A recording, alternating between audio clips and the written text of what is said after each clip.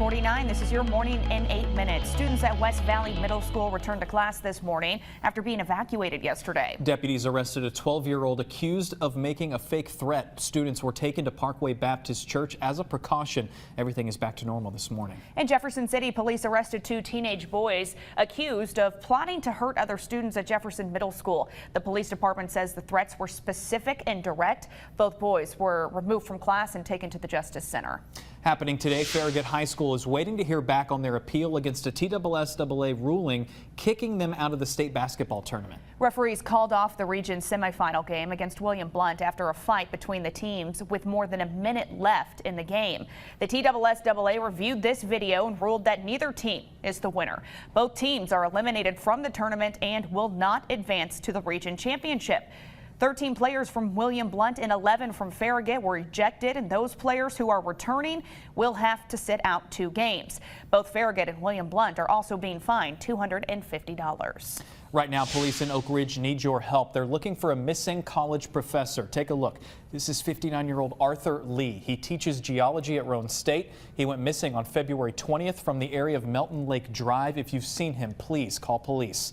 And take a look at this. A man wearing monster slippers caught on camera stealing a package off of a front porch 20 minutes after it was delivered. Here he comes across the lawn, monster slippers and all. Police say this happened on Banyan Lane in East Knoxville. You can see the man taken off in a silver Pontiac. If you know anything, please, we have the Crime Stoppers number for you on the WVLT News app. We're following new details. 1 person is dead and 2 adults and a child are in the hospital after a head-on crash on Bobalay Road last night. The Knox County Sheriff's Office is investigating. They say a car crossed over the center lane, crashing into another with 2 adults and that child inside. The driver of the first car died at the scene. We're working to learn the condition of the adults and child. And this morning, a wanted man is in custody. Loudoun County deputies arrested Jason Dwayne Courtney after searching for hours. They caught him stealing from a storage unit early yesterday morning when he took off. They arrested him around 5:45 last night. He is now facing several charges. And a woman is recovering this morning after being stuck inside a basement during a fire in downtown Knoxville. This happened in a building on Depot Avenue near Gay Street. Heavy smoke trapped the woman. They were able to rescue her and take her to the hospital. WVLT proud to be your official station of the Vols. Vol Nation and people from around the country coming together to help Zakai Ziegler. His family's home in Queens, New York burned down over the weekend. The university sharing a GoFundMe page with a goal of $50,000. They've reached that within 33 minutes of launching the site. Taking a live look at that GoFundMe page right now, you can see over $310,000 right now raised so far. The university asking people to not create their own GoFundMe for the Ziegler family. They want all the help to be focused in one place. Zakai did say that after everything is paid for with everything they lost, the remaining balance will be donated to charity. We have a link to this GoFundMe right now in your WVLT News app. Tonight, Knoxville city leaders will discuss Mayor India Kincannon's plan to raise pay for city workers. She's proposing raises for every city employee, bringing everyone to at least $15 an hour. City Council holding a workshop. Representatives from government, police, and fire departments will be able to speak along with the mayor.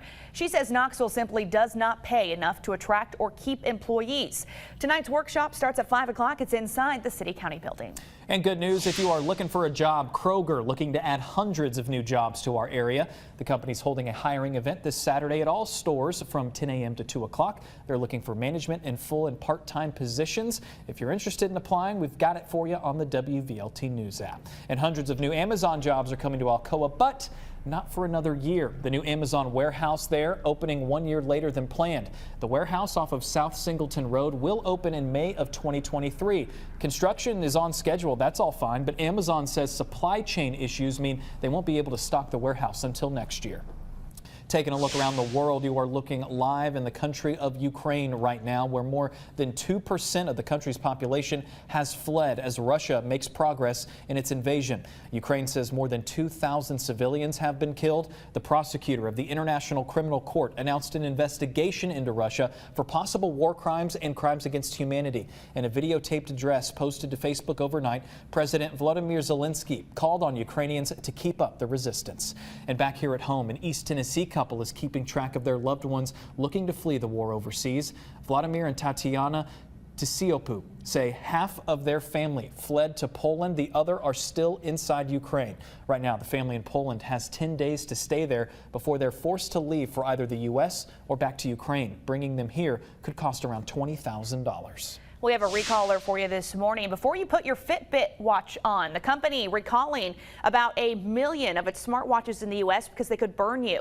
The Consumer Product Safety Commission says the lithium-ion battery inside of the watch can overheat. So far, nearly 80 reports of people being hurt by this, with some reporting second-degree burns. You can contact Fitbit to return the device. You can get a $300 refund. It is 6:54. Let's get to Whitney Turner with your first alert traffic. Heads up for those traveling along Alcoa Highway today. Starting around 9 a.m., KUB is going to be working on the water system in this area. It's going to close the northbound curbside lane of Alcoa Highway right around UT Medical Center.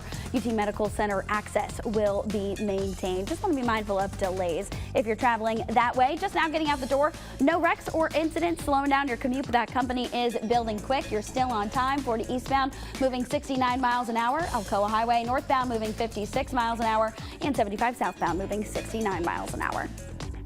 Your first alert forecast with Chief Meteorologist Heather Haley.